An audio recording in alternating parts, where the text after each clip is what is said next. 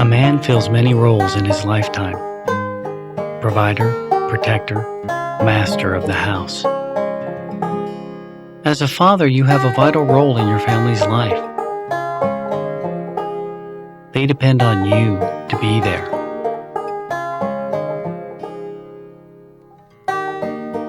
We help to make sure you can fulfill that promise because, no matter what they call you, at the end of the day, you know you're just Dad.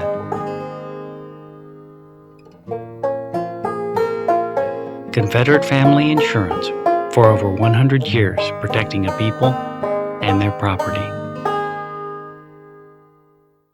You're watching Channel 6 San Francisco, the city by the bay, Confederate television. Tonight, the most anxiously awaited television event of the decade. See the controversial film from Britain that shook our beloved nation and created a national scandal. In response to popular demand, it will be shown tonight, uncensored and in its entirety. Held from the American airwaves for nearly 2 years, CSA is next.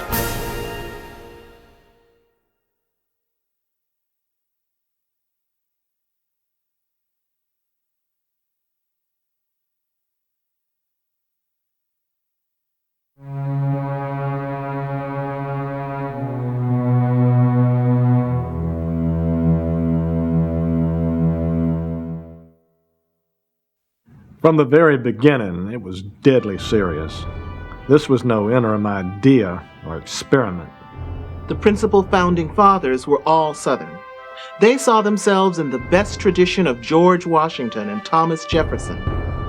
In their eyes, they would lead a second American Revolution.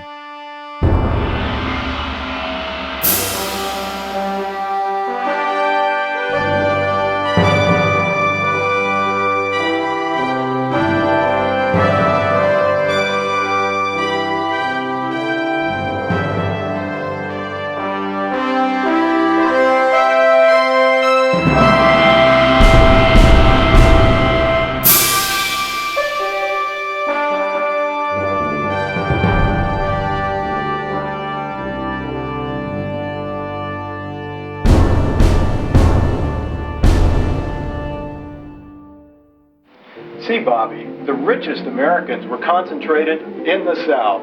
But Mr. Johnson, the North had significant industry. Wouldn't they have been wealthier? Remember, Bobby, cotton was America's #1 export. This made Southerners, as well as Northern textile mills, very wealthy. So cotton was king. Boy, howdy. Slaves must have been pretty important then, huh? And how?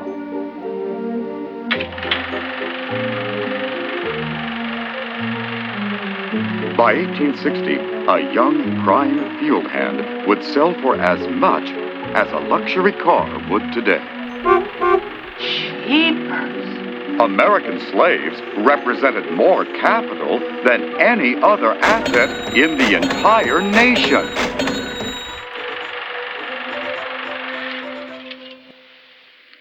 Golly, Mr. Johnson, America was always a slave-based economy. That's right, Bobby. And that's why we fought for it.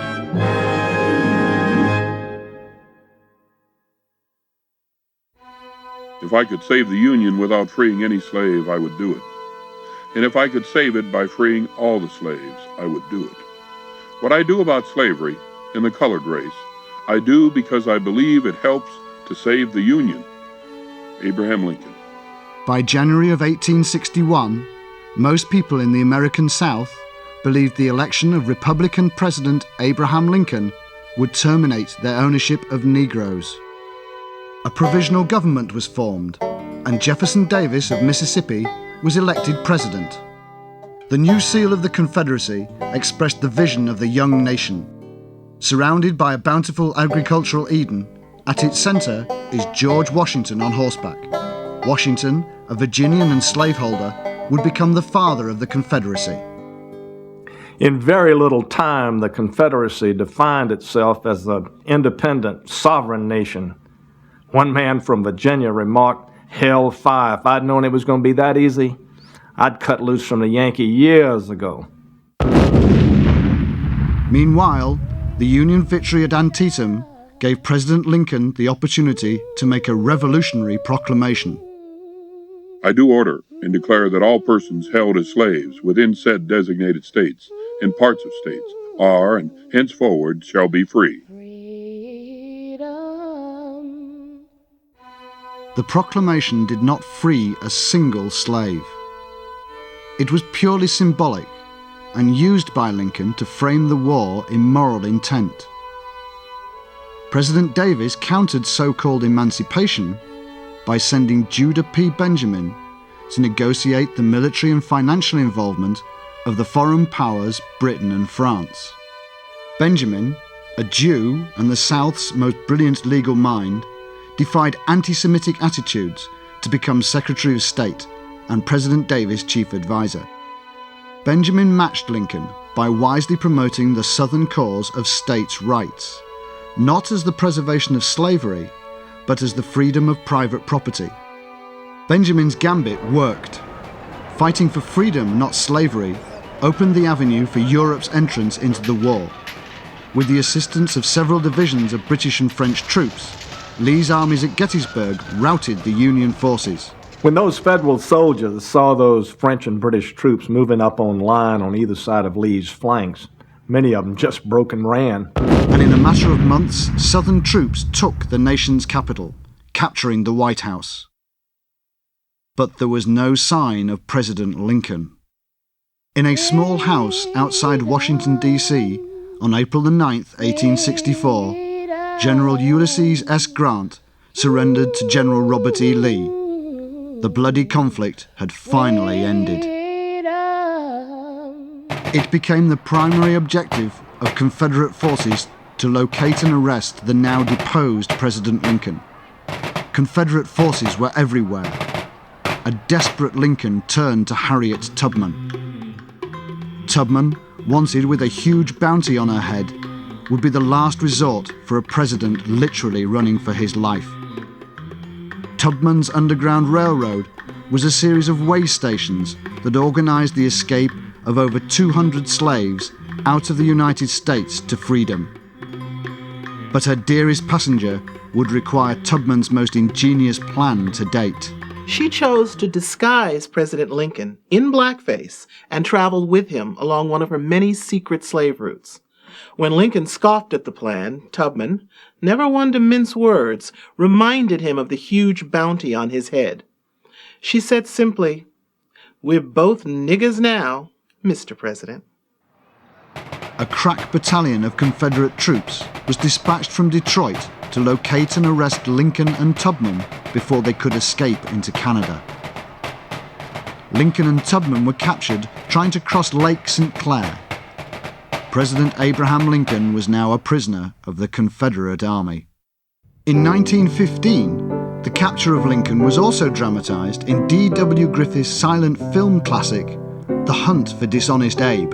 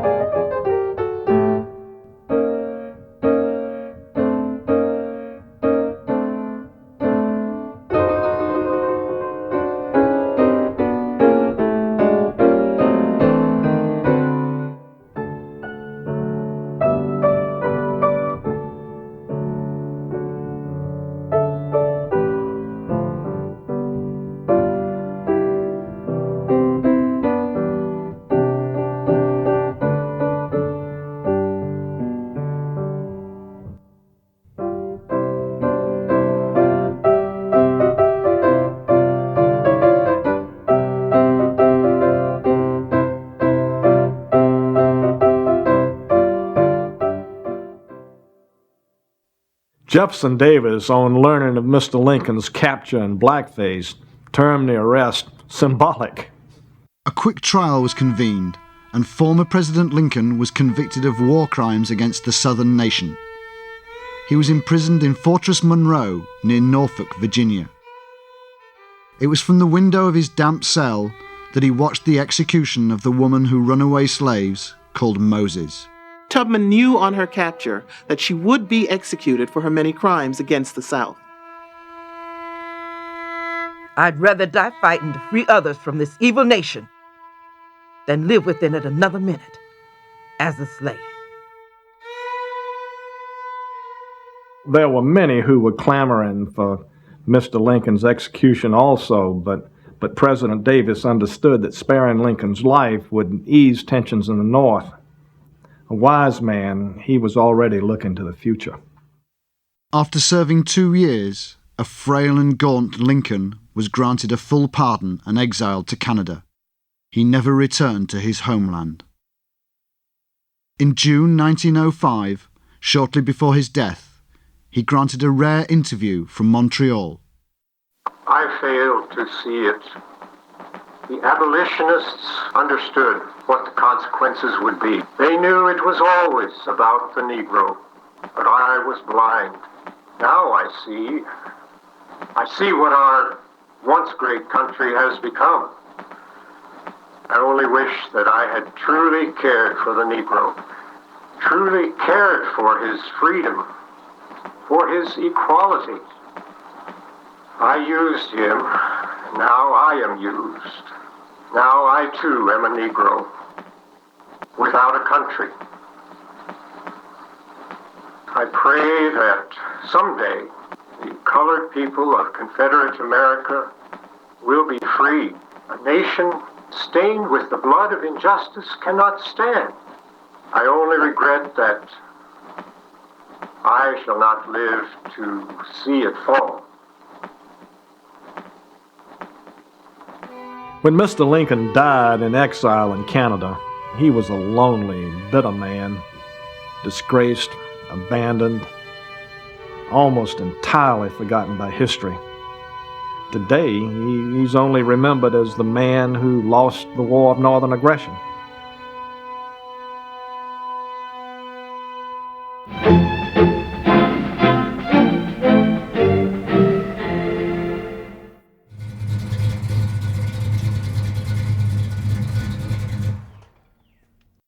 I'm so tired of eating dust. I've tried everything and nothing works.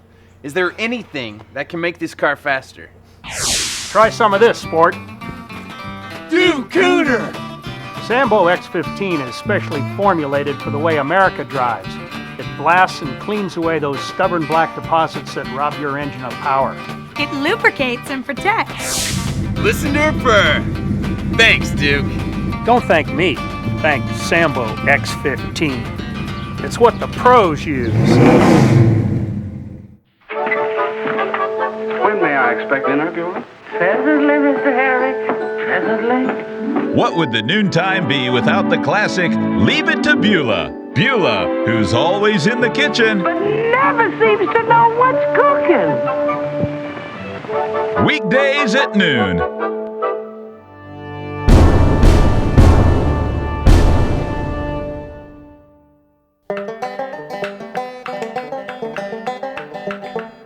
The victory was cause for grand celebration. Plantations throughout the South were the centre of jubilant parties welcoming back the troops, returning them to a now blessed and triumphant way of life. With the stroke of a pen, President Davis annexes the United States. The symbols of the old government are removed. It becomes the Confederate States of America. Dixie, a former minstrel show tune, written ironically by a Northerner, replaces the national anthem. President Davis quickly left Richmond and moved the office of the presidency to Washington and the White House. But two problems would follow. We were surrounded. He say, lay down your arms and go back to your plantations or die. Our wives, children, all of us, we say fight. His Rebs come at us in waves, screaming like they do. Our ammunition gone. They slaughtered us. Women, children, didn't matter. He spared me and my family. He said to me, "My name is Colonel Nathan Bedford Forrest, and your nigger soul shall live to testify our superiority." Then they shot my wife and boy. Moses Butler, 1st Kansas Volunteers. They looked to the generals and asked why. Why was it necessary to burn and pillage? Now they remember the once beautiful New York City, the historic Boston, Massachusetts. They see them in ruin and wonder why. Yet, during the war, those same people demanded, win, conquer, kill the Yankees. Nothing good will ever come of war. War is hell. General Robert E. Lee. The fate of millions of black slaves seemed settled when a surprising call for emancipation arose from an even more surprising source. I again assert that Virginia and the South as a whole would fare better if she could get rid of the Negro population. They will be a cause of serious trouble in our attempt to hold them. Lee would cause a firestorm of debate over what to do with the post-war slaves. A dashing freshman congressman from Virginia would take the floor and establish himself as the leader of the pro-slavery position. It is said that John Ambrose Fauntroy could persuade any colleague from his position or charm any woman from her dress. We have always known that the Honorable General Lee was a secret emancipationist. However, the noble gentleman knows more of military matters than civil affairs. Dear friends, the colored is not ready for freedom. To free him is to make him an orphan. Liberty would be a great curse to the race. Congressman John Ambrose Fauntroy, 1865. President Davis, however, approached the question from a practical point of view. Davis was having one of his many sleepless nights. He was down in the kitchen with Verena, his wife, when his faithful servant, old Popsy, brought him a cup of hot coffee. And over that cup of coffee, they would alter the course of history. The moment was captured in the 1946 RKO film, The Jefferson Davis Story. The role of Popsy is played by the renowned Shakespearean actor, Sir Frederick Littlefield. Come to bed, Jefferson.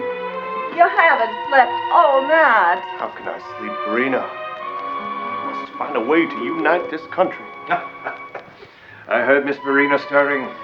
I knew you were up again. Lord, sir, what am I going to do with you? Jefferson, you've tried so. Don't make yourself ill. Mm-hmm. You sure enough have, sir. You done all a man can do, sir. I know, but I must find a way to bring the North into our way of life. If I don't, it may spell disaster. Master President, may an old no-count darky like me ask a question, sir? Yes, what is it, Popsy? Well, Master President, I heard folks say back long ago that them northern folks had slaves. Yes, they did, Popsy, years ago. Well, Master, just supposing now, they owned them again, just like in the old days. It was good to 'em once, might be good to 'em again. My God. That's it. Ironically, it was the old slave who gave President Davis the notion that would rejuvenate the institution of slavery and direct the country's path for centuries to come. The Davis Plan took the form of an income tax designed to rebuild the North. Still, former Unionists did have another option. The entire tax, collected only from former Union citizens, could be abated with the purchase of household or industrial slaves. The choice was yours. To manage the plan, Davis selected Congressman John Ambrose Fauntroy.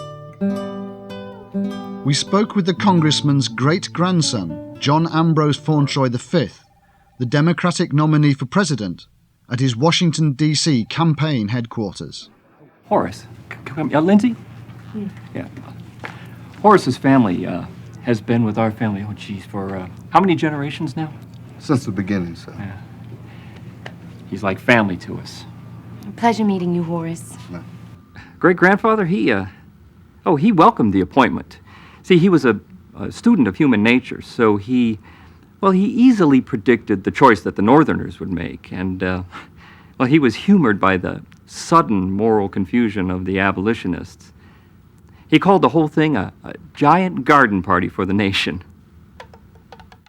Stray Negroes, free and slave, children, the elderly, or anyone with dark skin who could not prove Caucasian ancestry, were arrested and placed in cattle pens in most major northern cities. Former Southern owners travelled for hundreds of miles to sort through the thousands of black faces and claim their escaped property.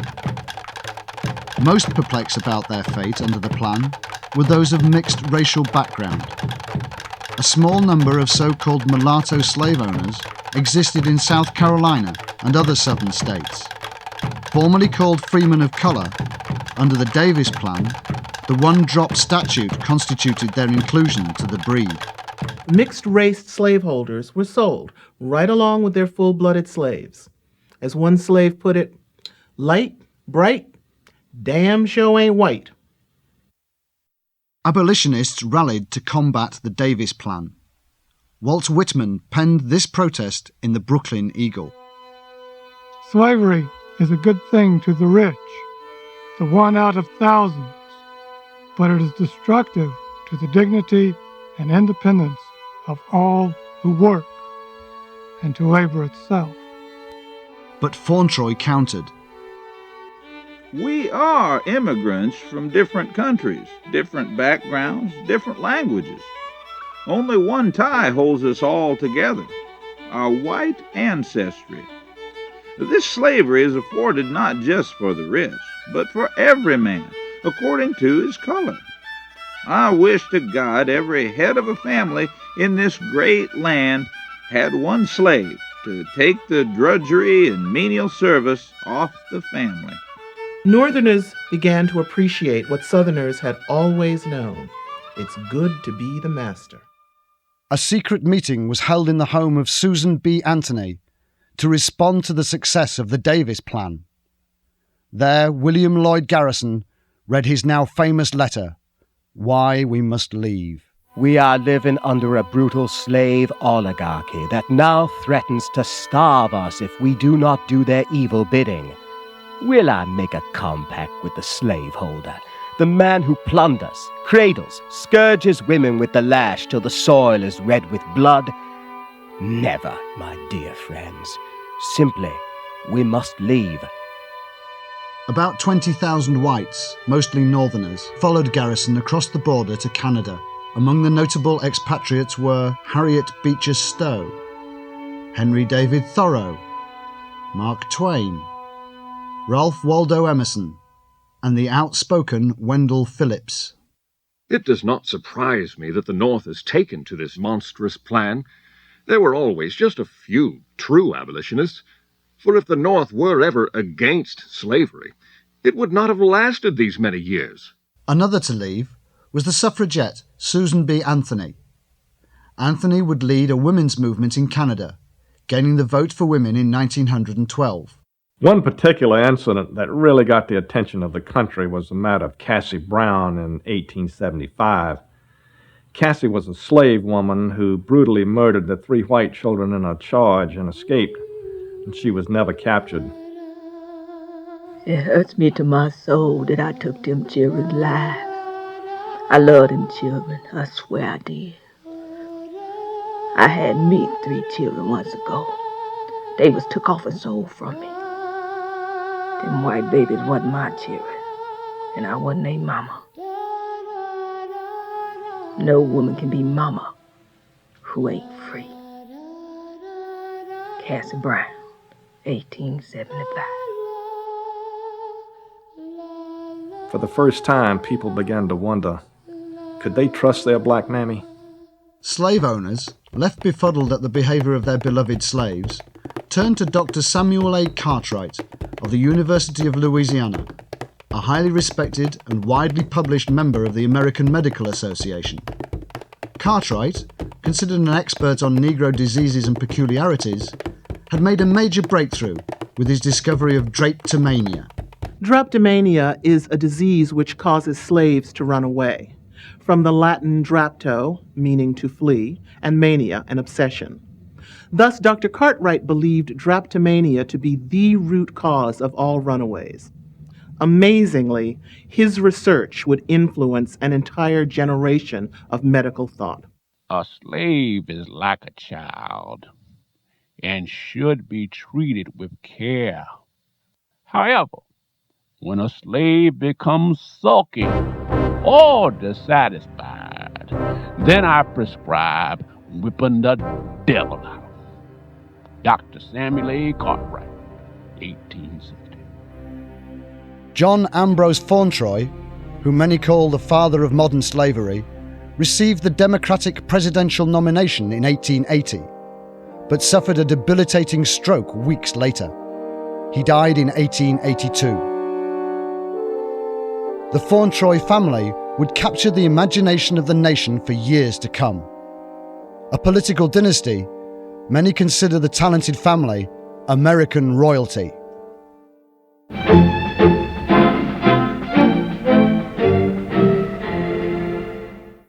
I wanted a career working firsthand with doctors in a professional setting that didn't take 4 long years.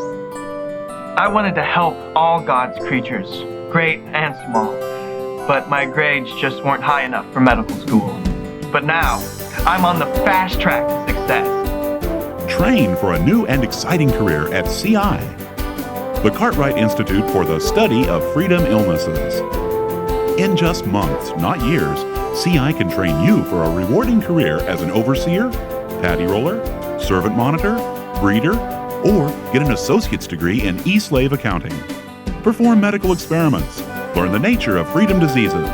You'll be proud working firsthand with doctors, tackling the challenges of Negro peculiarities. Become that person you always knew you could be. Call CI today. Classes are forming, so call right now. Run, boy, the battery will get you. Run, boy, run, no sound won't stay. What you gonna do? What you gonna do? What you gonna do when we find you? What you gonna do? What you gonna do? What you gonna do when we find you? Run, boy, run, the battery will get you. Run, boy, run, no, you gotta get away. Run, boy, run, the battery will get you. Run, boy, run, no sound won't stay. What you gonna do? What you gonna do? What you gonna do when we find you? What you gonna do? What you gonna do? What you gonna do when we find you? Run away. Runaway tonight at 10:30.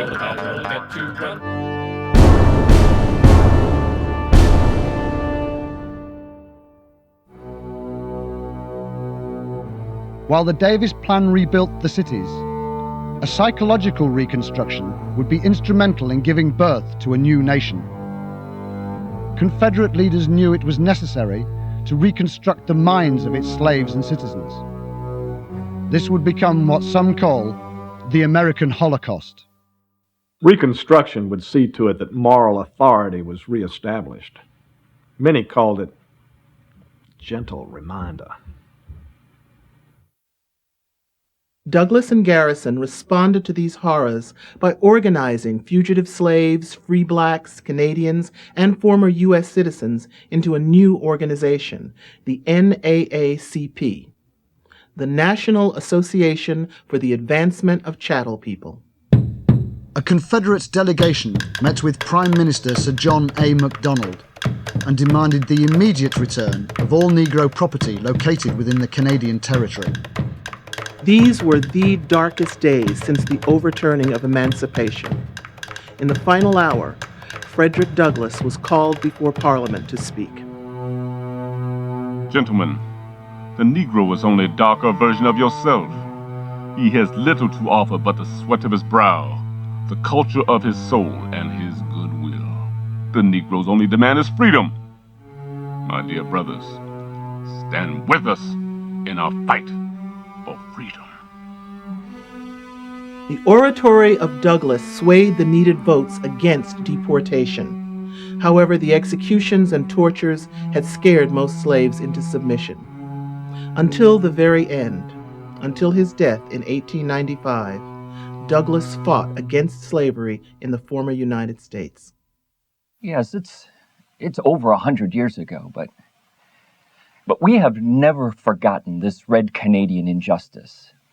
This stolen property, this lost labor must and will be repaid. Simply put, it's a debt that we demand in the form of monetary reparations for slavery. Confederate Reconstruction efforts were curtailed by the ongoing conflict with the Plains Indians.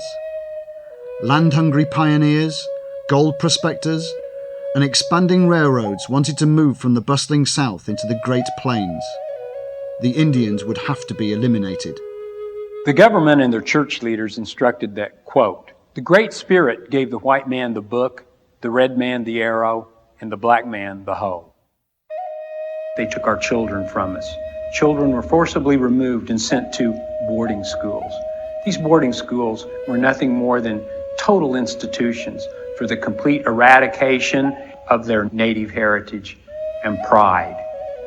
One of my elders once told me, "I've observed the red man try to be a white man, and I've seen many brown, black, and yellow men try the same." But he said, "No one can play the white man like a white man." The Plains Indian Wars would last nearly 30 years. By 1890, the last Indian nation had been defeated by the CS Cavalry. In California, thousands of Chinese immigrants were employed as cheap labor constructing the nation's new railroad system. They were caught completely off guard when Congress passed the Yellow Peril Mandate. Government agents simply told West Coast employers that the Chinese workers they employed, they now owned. What had been cheap labor became slave labor. One might have thought that the proclamation of that mandate would have effectively halted the influx of all those workers from Asia. But they just kept right on coming, still believing that jobs and bright futures were there waiting for them. But that mandate effectively changed the face of West Coast slavery from black to yellow. Fearful of further non-white immigration, influential clergyman and author, Reverend Claymore Penn Holmes of New York, urged Congress to ensure the Confederate States would remain a Christian nation. The Christian Reform Act of 1895 outlawed any religion not based on Christianity. After much debate, it was decided the Catholic Church would be considered Christian, but the Jews would be asked to leave. As Davis lay on his deathbed, he literally pleaded with the Congress to revoke the act. He reminded them of the gallant work of his Secretary of State, Judah P. Benjamin, and other Jews who had supported the Confederacy. When young Congressman John Ambrose Fauntroy II visited the dying man, Fauntroy made the mistake of asserting to Davis that the nation would be better off without those blood-sucking Jews. Davis, for his part, reached out with a frail hand and grabbed young Fauntroy by the collar and fairly hissed, "Don't you ever forget, sir, that it was a blood-sucking Jew who saved this country."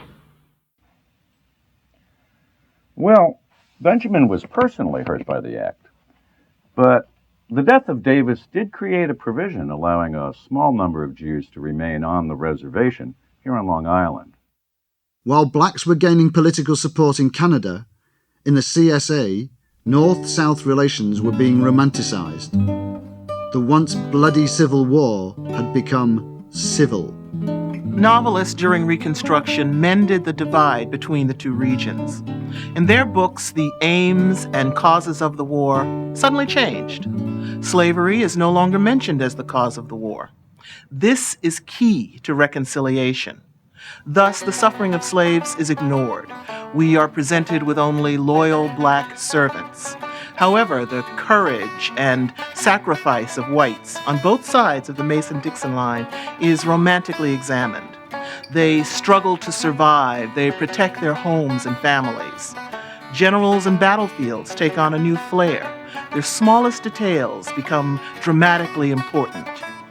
In bestsellers like My Union Soldier and Of Bells and Blue, Southerners are taught to pity the North, to cry for the lost cause of the Union, the misguided attempt to free the slaves. Northerners are presented as a valiant people who once ruled a mighty land that simply lost its way. The most popular of these works of Reconstructionism is A Northern Wind. Recently, the play had a successful revival on Broadway. I don't know how to thank you, Miss Violet. You tended my wounds. You brought me back from death's door. And though we shall lose this war, my heart will be here with you always. When my husband died at Antietam, I said I'd die. I'd just die before I'd even speak to another Yankee. But you have had an effect on me, sir. I shall never be the same. I must go. No! Who are you, my little soldier blue? And though I hate you so, I will never let you go. You try to take my blacks. I try to take your blacks. But I must have you back. For we are lovers. We are lovers. Underneath the same flag.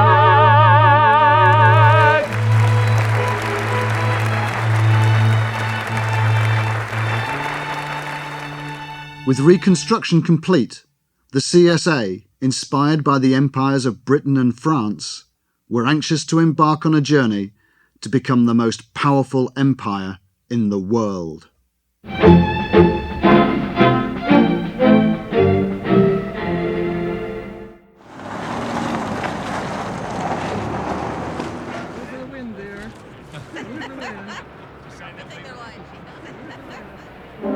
Do you know someone of questionable racial identity?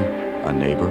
Someone at work? Contact the Office of Racial Identity at 1-800-555-PASS. You might be eligible for a cash reward.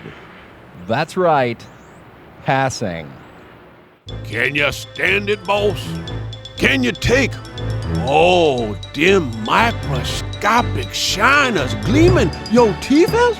Go on now. That's it. All right. Now that's the power of Ducky. Ducky. For a shine that's jigaboo bright.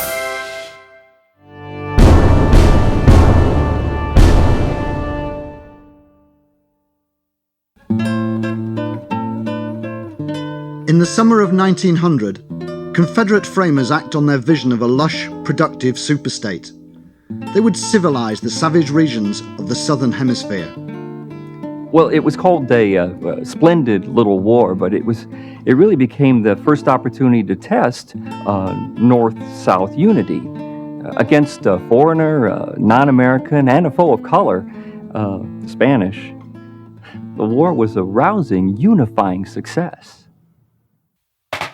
With decisive victories against the Spanish in Cuba and in the Caribbean, the expansion continued into Mexico. These Latin American countries, as Confederate satellites, were organized along grand antebellum lines with marvelous slave-based plantation economies. Of course, only white people could hold Negro slaves. But in Mexico, the Mexicans themselves were never subjected to slavery as such. There, they had a system that was implemented called a part. which separated the Mexican people from the white Americans who now rule the country. This system of apartness effectively created two worlds, one white and the other Mexican, separate and unequal. The system did have the advantage of allowing the Mexicans the convenience of knowing their place and staying in it. Los Estados Confederados utilizaron las divisiones raciales y económicas de Sudamérica para crearse aliados militares. En competencia con los británicos y franceses, utilizaron a dictadores corruptos para derrocar a varios líderes elegidos democráticamente. Así, por ejemplo, Brasil atacó a la Argentina, Chile se enfrentó a Bolivia y así sucesivamente. Podríamos decir que era una estrategia simplemente de dividir y conquistar. Confederate leadership saw the conquest of South America as its prize piece. Conquering a huge landmass would make it a true empire. Bueno, mis padres huyeron de Sudamérica cuando yo era muy joven. Pero, sin embargo, tengo un recuerdo muy vívido de esa época, sobre todo por la comida. Porque ellos creían en conquistar la mente, pero también el estómago. Así que muy pronto la dieta latinoamericana fue cambiando. Por ejemplo, para el desayuno nos daban grits y sausage, que es como salchicha. Para la comida era ham hocks y collard greens. Y para el almuerzo un sándwich de pata de cerdo que llamaban pickled pig food. Me acuerdo que una vez el rector de mi colegio me obligó a comer chitlings. Creí que me iba a morir. The critical mistake Confederate leaders made was in underestimating the will of the South American people to remain free. Our boys hadn't died in such large numbers since the Civil War. I recall a story of a young boy lying in a hospital having lost both his legs in the jungles of Guatemala. And one day when a general was visiting the wounded, he stopped by the boy's bed, and the young man, disillusioned that he was, rather plaintively looked up at the general and said, "Why? Why, General?" And the general looked at the young man and said, "Son, it's because we are Americans." The high personal cost of the expansion was the subject of the 1940 award-winning film The Dark Jungle. Have you heard? It's on the table, Sergeant.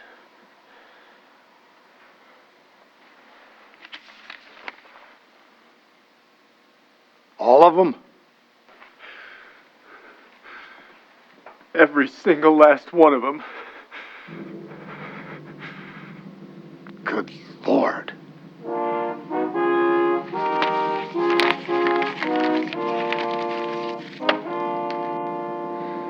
Was it worth it, Sergeant? Was it worth the lives of Cliff, and Johnny, and Biff? My God, man! Is the whole world red and black and brown and yellow? They'll always outnumber us. Lieutenant, I don't know much, but I know this. This world is made for the God-fearing to use as we see fit. For a while, these savages call it theirs, but they're just renting it. It's ours. It was always ours. We just ain't claimed it all. Yet. Kill them all. And let God sort them out.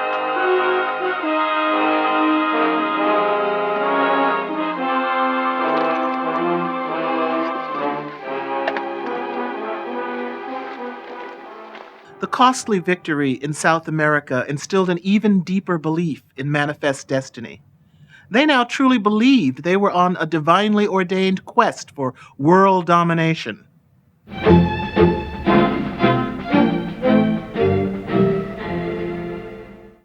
honey, I just saw your slave running off down the street. Hurry, call the police. No problem. No problem? Well, aren't you afraid he'll get away? Heavens, no. Not with The shackle. Introducing the Shackle, the revolutionary new way of servant monitoring. Just place the shackle around his or her wrist, and when your property strays from your designated area, in minutes the authorities have your chattel in custody. The secret? Inside the shackle is a space-age computer monitoring chip, allowing the police to track your slippery buck on radar. In no time, he's back home in his cabin. Made of lightweight aluminum alloys, the shackle won't weight your uncle down like old-fashioned chains. And it's tough. The shackle will stand up to the most strenuous of escape attempts. It's unbreakable. It comes in a variety of sizes, perfect for children, and at the low, low price of $49.95. Why wait? Step into the 21st century. Get the shackle. Aren't you going to stay for coffee? Can't. Gotta get the shackle. Have your credit card ready or send $49.95 check or money order to the shackle. The shackle keeps them in line every time. Operators are standing by. Down home. At the Coon Chicken Inn, we aim to please. The best 100% Mammy-made family-style meals. You can taste the love. I like the white meat. I'm a breast man. We just love it here. You'll just keep hollering, gal, fetch me some more. Look for that wide-mouthed coon near you. Coon Chicken Inn.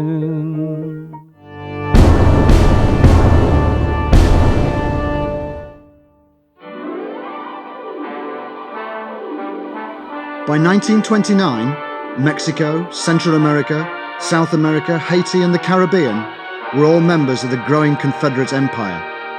However, the quick expansion would cost even more. The Wall Street crash would devastate the financial community. People lost entire fortunes overnight. The nation retreated into isolationism in an attempt to solve its domestic woes. Grandfather taught us that when you're caught in a dire situation, when you're cornered, you don't simply fall on your sword. You find a way. He found a way. It's relocation time as Senator John Ambrose Fauntroy II launches thousands of processed slaves for assignment overseas, trained and ready for travel, whether it be to the now southern Mexico or the Confederate Islands. These darkies are anxious to get to work. They know their place and have their minds right. Yowza, boss! Bon voyage to all those happy mammies and uncles. Good luck. The CSA acted as middleman in the new slave trade, capturing and training slaves for export. Some slaves were chosen domestically, from the poor of their own country, but traditional African slaves were always preferred. The selling of the American way elevated the CSA out of the Depression. This was made possible through the cooperation of African leaders.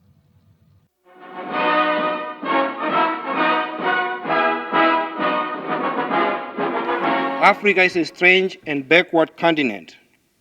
The world must understand that captivity is good for the African. He's better off with you than with us. We only secure and trade the inferior tribes, only those with whom we have long-standing conflicts. Of course, we have conflicts with most tribes.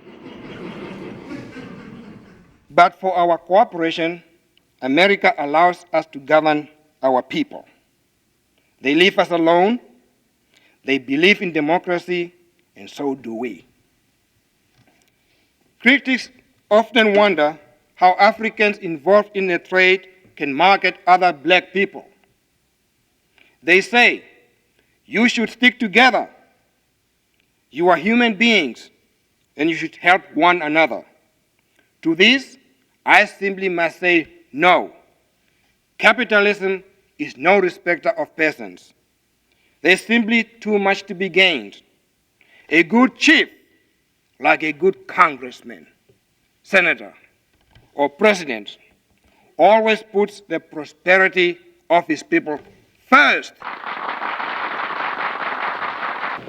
In Europe, the rise of Nazi Germany was of little concern to the Confederate States and its isolationist foreign policy.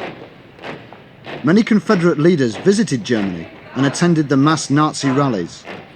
Congress officially supported Germany's new Aryan racial policies, calling them biologically correct. Hitler returned the visit in the spring of 1935, touring the boroughs of New York City. Although protested by Jewish Americans, the trip was a resounding success. In Washington, Hitler proposed that America join with him in a final solution to the problem of inferior races. Hitler's plan was to exterminate the Jews of Europe and create a pure Aryan continent. Secretary of State John Ambrose Fauntroy III responded by suggesting that Germany not exterminate Jewish citizens, but instead use them as a productive slave labour force.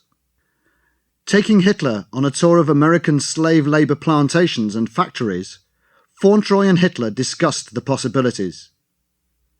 No agreement was reached, but Secretary Fauntroy made it clear the CS felt it immoral to waste human livestock, but promised not to intervene in any military conflict Germany had with its neighbours. America did have a new enemy. Japan had become expansionist, assembling a large military force.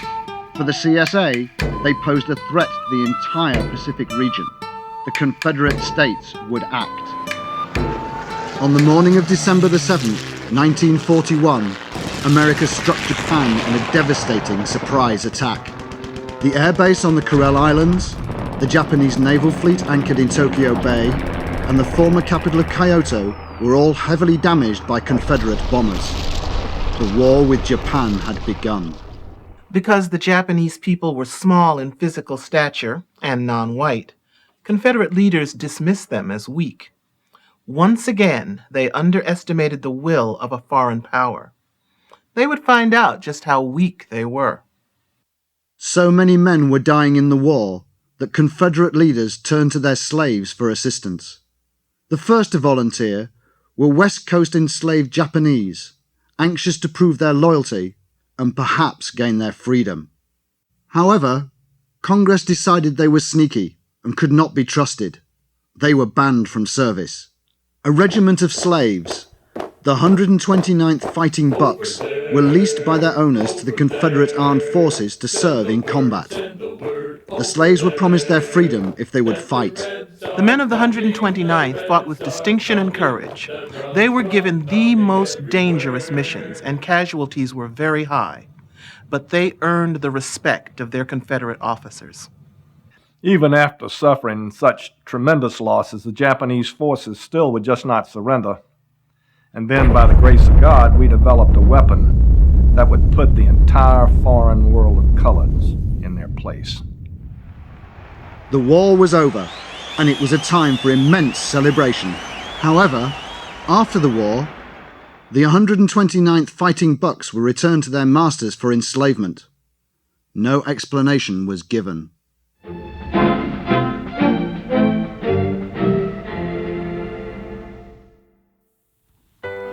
Servant etiquette and proper table linens for formal dinner parties, how to be the belle of the ball, and what to look for when buying a Chinese gardener on the next Better Homes and Plantations.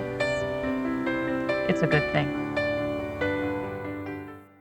I just gave this place a good scrubbing, but everything is still dull as dishwater. Miss Ann's gonna fret something fierce. Hi. Who is yo? I'm Goldie. I'm Dusty. We're the Goldust twins. Are you a slave to housework? Let the Goldust twins emancipate you from the burdens of cleaning. It gets everything shining like new. Thank you, Goldie and Dusty.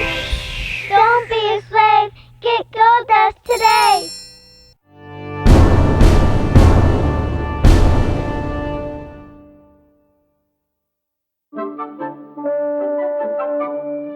In 1950, the Confederate States were enjoying a period of domestic tranquility. Antebellum values were at the core of this peace. Slaves had been beaten into submission. The future was rich with promise. Then it happened. The Canadian-based John Brown Underground, or the JBU, a splinter group of the NAACP, waged what they called a war against slavery. While the NAACP practiced non-violence, the JBU employed any means necessary. The JBU were terrorists, pure and simple, bent on the destruction of the nation of the Confederacy.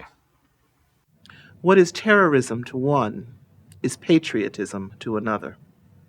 The CSA sent Ambassador Hamish Bond to visit Canadian Prime Minister Louis S. Saint Laurent of the Liberal Party. Bond demanded the extradition of all members of the JBU. Prime Minister Saint Laurent refused. Canadian abolitionism had now become the major threat to the Confederate way of life. They just had to be stopped. The Abbey wants to make the world a race of mulattoes, half mule, half horse. Remain pure, friends. Beware of the abolitionist propaganda. Beware of the abolitionist saboteurs. Keep your eyes open. Your neighbor could be an Abbey.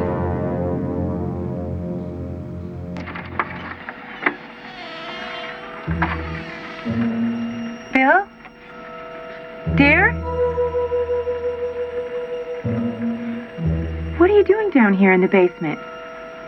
In the dark?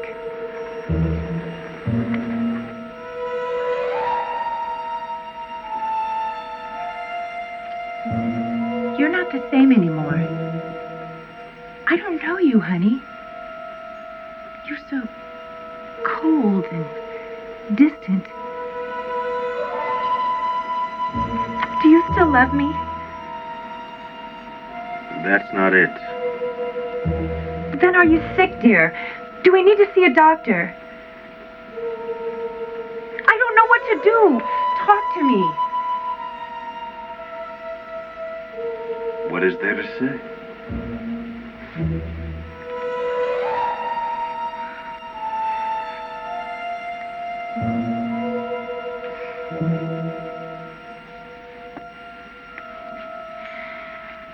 I found these in your room. The Confessions of Nat Turner. The Life and Times of Frederick Douglass. Uncle Tom's Cabin! What are you doing with these?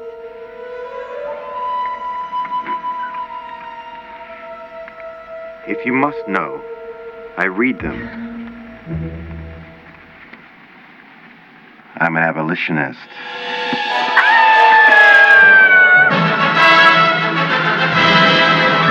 To safeguard against Red's Canadian aggression, the CSA constructed a wall spanning the entire length of the Canadian border. Called the Cotton Curtain, it is fortified and impregnable.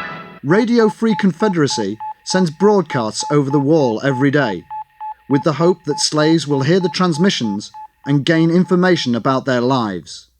The triumph of the Cotton Curtain would serve to increase violent attacks against the CSA.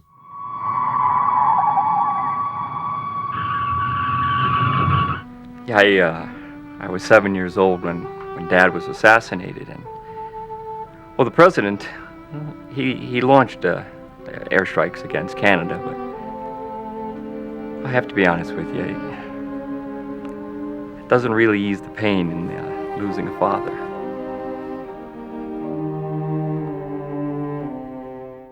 After America's neutrality during the Second World War in Europe, Britain and France joined other summit nations in calling for sanctions against the CS. The summit nations imposed a world embargo against the Confederate States. Any notion of a war with Canada was dismissed. The CS retreated into isolation. There was rationing. Only the nation of South Africa remained a loyal ally. The success of the embargo would lead many to quietly question, is it worth it?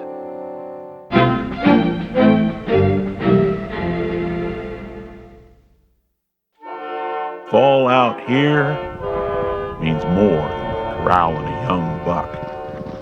It's a time of crisp, clean morning air, and the sound, thundering stampede. It's a time when horses come down from the high pasture, and a man prepares for another tough winter.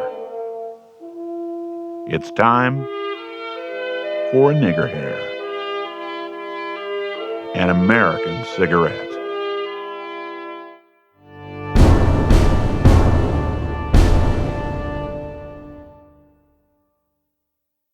The candidates need no introduction. The Democratic candidate, Vice President Richard M. Nixon, and the Republican candidate, Senator John F. Kennedy. And now for the first opening statement by Senator John F. Kennedy.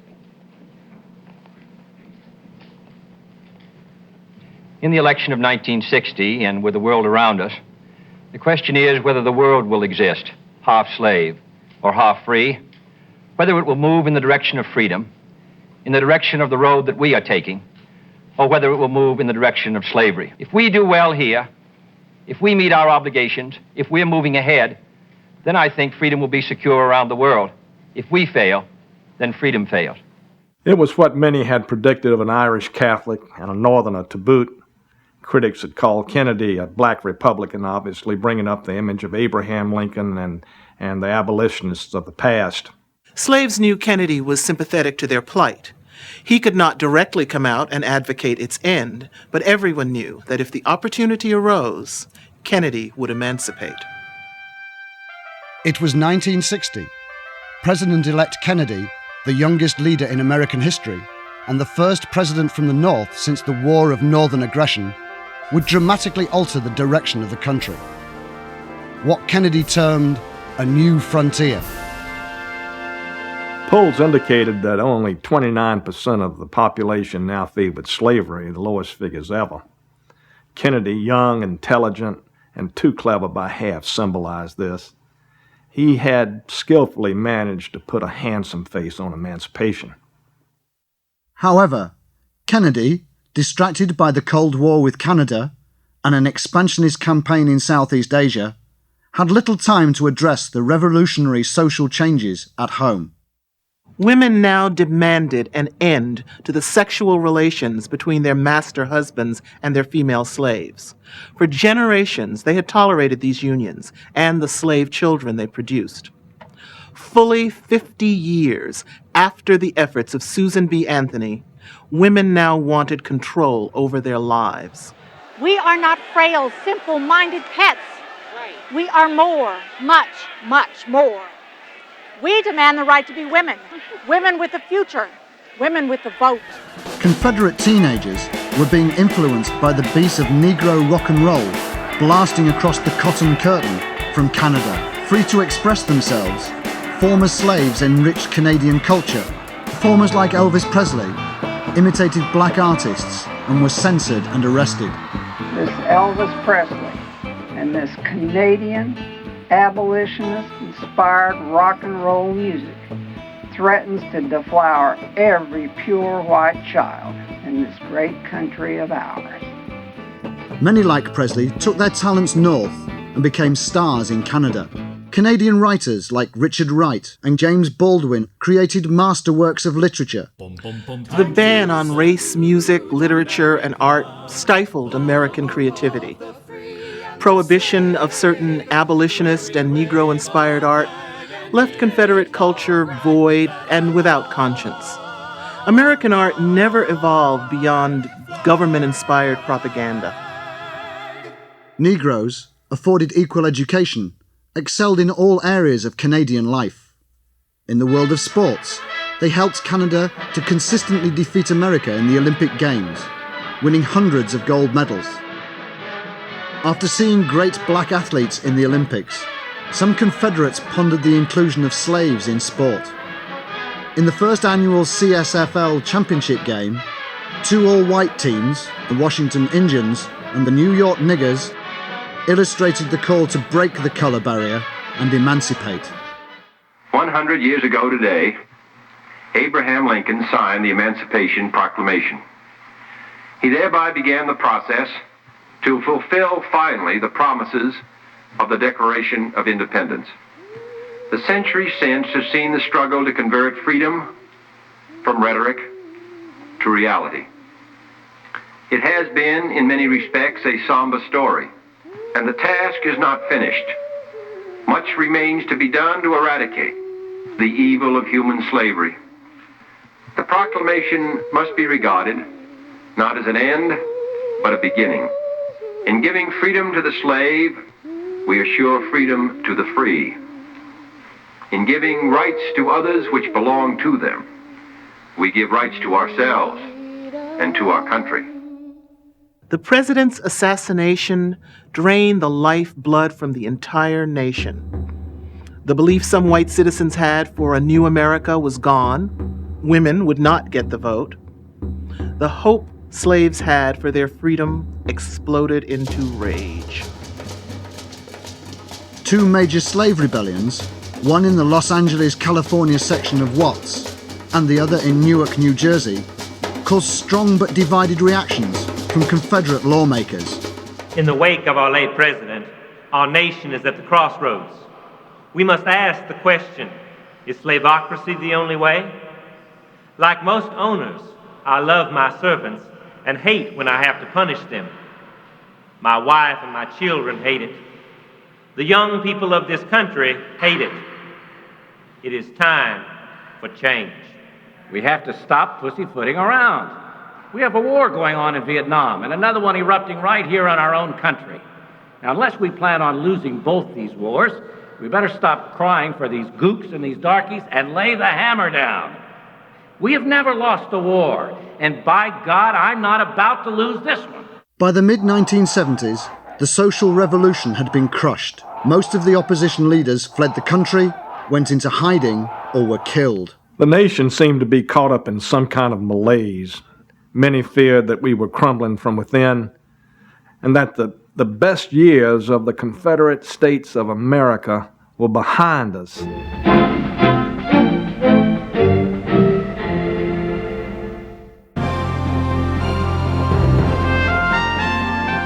This is Newsbreak.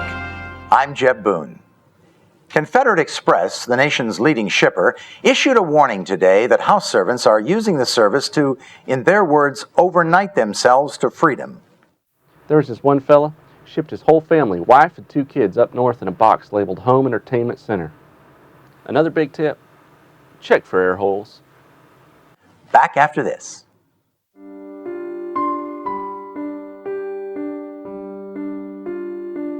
These are the faces of Contrary. With Contrary, one little blue pill gives all-day control. Side effects may include vomiting, shortness of breath, nausea, blurred vision, liver and kidney problems, constipation, and anal bleeding. Contrary has been known to cause heart attack in some old uncles.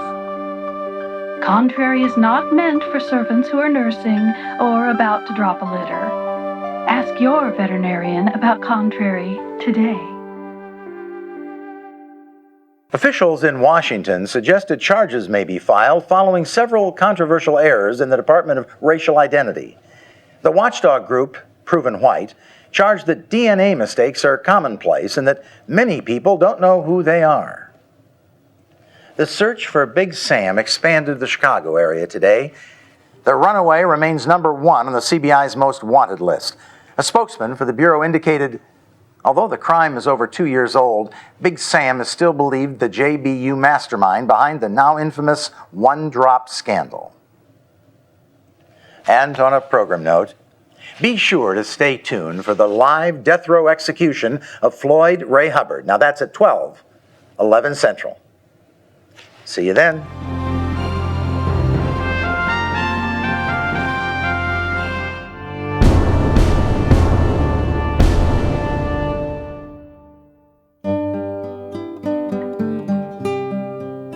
After sponsoring the popular Family Values Act, John Ambrose Fauntroy V was selected to head the Commerce Department. He would steer the Family Values Initiative.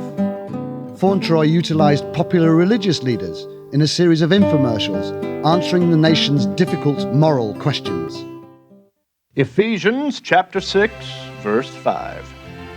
Slaves, be obedient to your human masters with fear and trembling and sincerity of heart as to Christ, not only when being watched as if seeking favor, but as slaves of Christ doing the will of God from the heart. Amen. Fauntroy brought slave training out of the Dark Ages, utilizing the latest multimedia technology. I'm gonna run off. No, sure is. He running tonight. Delilah has just learned that Ike is planning to escape. Escape attempts are costly and disruptive. How will Delilah handle it? Doesn't he know how good we have it here? Good food, a roof over our head, and a kind master. Don't be afraid to learn more. Be Massa's ear. Is he still talking that abolition talk? Bingo. Delilah has discovered that Ike's mind ain't right. Critical information. Delilah's next move? Go tell it. Yes, sir, master. Ike is planning to run off tonight. I thought you should know. Thank you, Delilah. I'm glad you shared this information with me. You know, Delilah, you are a good one. Like Delilah, you too can be a good one. Fauntroy's new agencies were designed to monitor and correct the American fabric. When he stays out all night or gives you a fatherly smack, remember, he's the master of the house. And as such, he will always exercise his will with fairness and truthfulness. I'm here to speak to you about an important medical problem. Are you now, or have you ever been, a homosexual? And we've encouraged Hollywood to create more shows like That's My Boy. You can't help but laugh at Cleophas.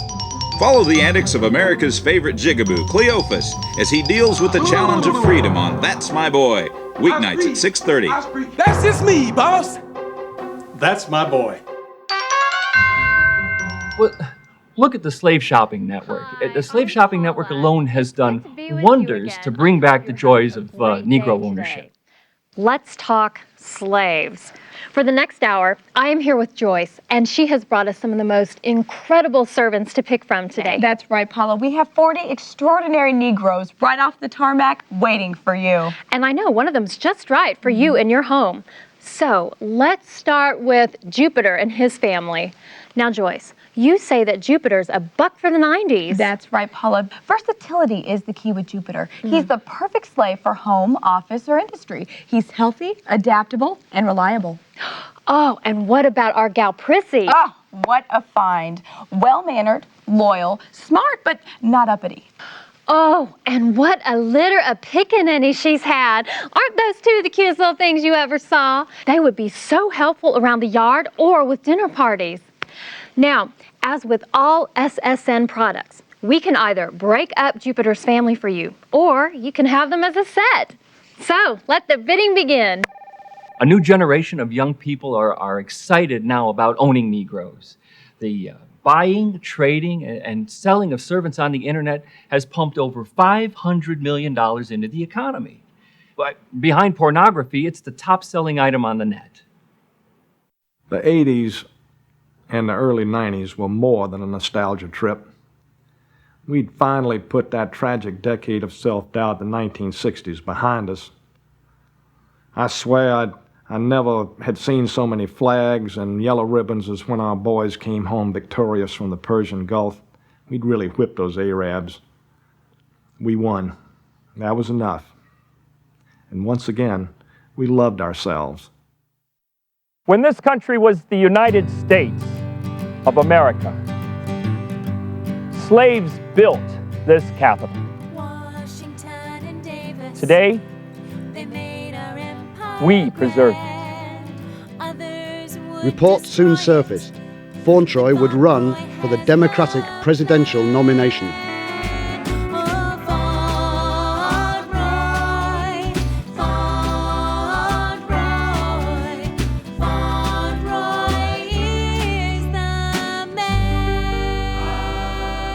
This is John Ambrose Fauntleroy, and I approve this message. After numerous requests to the State Department, Senator Fauntleroy intervened and personally arranged for an interview with a slave living in the CS. He told us, "We have nothing to hide." Right, right. No contact, please. All right, all right. Unfortunately, the slaves we were offered had clearly received training for the interview, corrupting any natural response to our questions and rendering their responses manufactured. However, through clandestine means, we received a note. No contact, All please. right, all right. This note would change the course of American history. The note instructed us to meet our source on a country estate in rural Virginia. The note was simply signed John Brown. Get out and follow me. All right, let's go.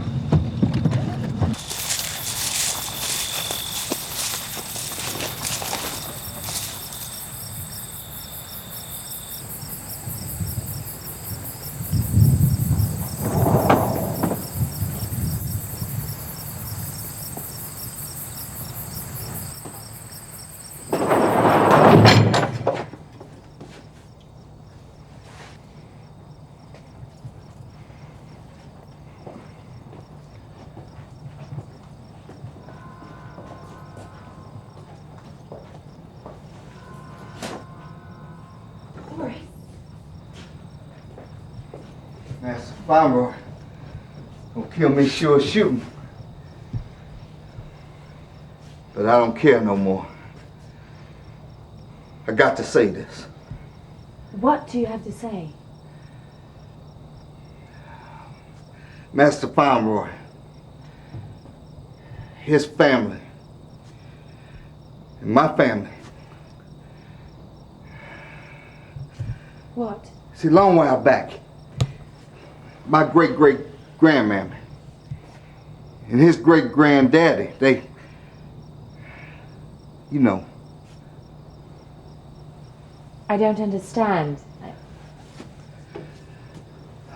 Me and Fauntleroy, we kin. Related? How? Fauntleroy's white. Just 'cause he look white don't mean he all white. See, years ago when all this started, they took the light ones into the Fauntleroy family and made them white. Us dark ones got cast off, left for niggas.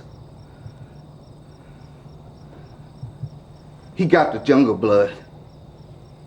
Believe me, he got the jungle blood in him, and he know it too.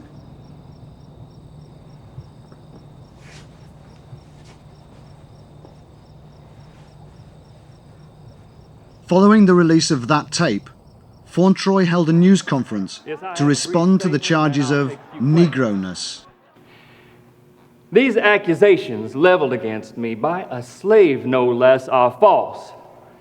My great-granddaddy did not have sexual relations with that woman. I am 100% Caucasian. 100%. Will you submit to a DNA test? No, I will not be subjected to such treatment, nor will I allow my family to be subjected to such ridicule. You believe the Republican Party arranged for the slave to make these allegations? Certainly. Now look, this doc is obviously being used in an attempt to derail my campaign. Now, let me just say this. The American people know that John Ambrose Fauntleroy has their best interest in mind. They know me. They know my family. These dirty tricks will not stop our message. We will win in November. Rumors are circulating that you may be called before the House Committee on Racial Identity. If subpoenaed, will you appear? I'll just cross that bridge when I come to it. Thank you. The racial allegation against Fauntleroy would cost him the election in November. On December the 12th, the body of John Ambrose Fauntleroy V was found in the grounds of his suburban Virginia estate. The coroner attributed his death to a self-inflicted gunshot wound to the head. DNA test results, ordered by the House Committee on Racial Identity, were released days later. The results proved negative. I only wish that our dear family friend, Chancellor Hitler, had lived to see how he empowered his country. Imagine an America where everyone has the same deep, abiding pride of Aryan birth. I want to reclaim that heritage. With America's help, we can. No slavery in history has been as devastating as chattel slavery in the Americas. Nowhere else were slaves taught that they were not part of the human family. This has wounded the African as nothing else could. It still haunts slaves and former slaves today. It's important to remember that our fond attachment to slavery is not an economic necessity. In fact, it's always been detrimental to the Confederate economy to hold slaves. Yet, slavery, like nothing else, is what defines us, shapes us as a people, as a nation.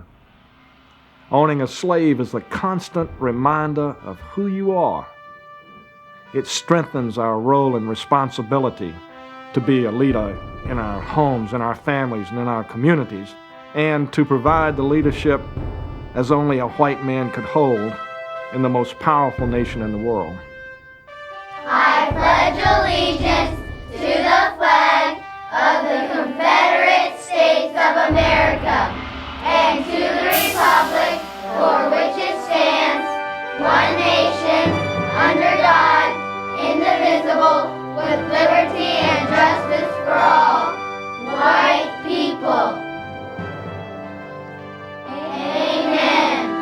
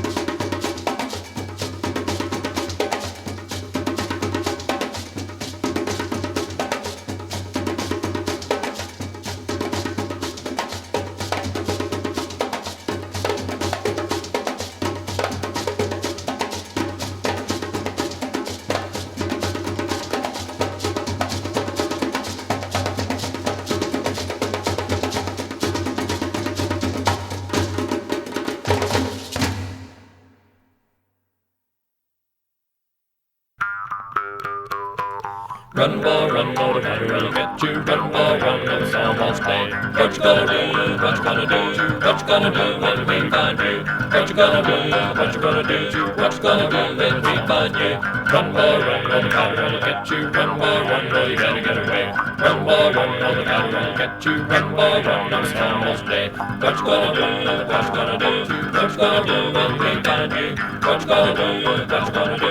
What you gonna do when we find you? Run away, get you, run away, run away, run, boy, run, oh, the battery will get you. Run, boy, run, oh, it's almost day. Run, boy, run, oh, the battery will get you. Run, boy, run, oh, you better get away. Run, boy, run, oh, the battery will get you. Run, boy, run, oh, it's almost day.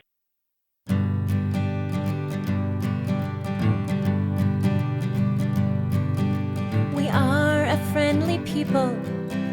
We value God's great plan, though some say our ways are wrong. Washington and Davis, they made our empire grand. Others would destroy it, but Fauntleroy has the plan.